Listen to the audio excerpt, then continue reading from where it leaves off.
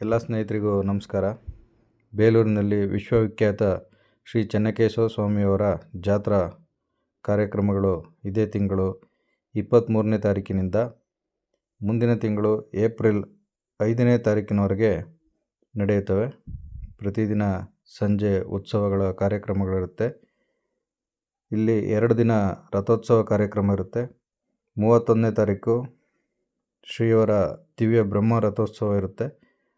ಮತ್ತು 1ನೇ ತಾರೀಕು ಅಂದರೆ ಏಪ್ರಿಲ್ 1ನೇ ತಾರೀಕು ನಾಡಿನ ದಿವ್ಯ ರಥೋತ್ಸವ ಕಾರ್ಯಕ್ರಮ ಇರುತ್ತೆ. 2 ದಿನ ರಥೋತ್ಸವ ಇರುತ್ತೆ.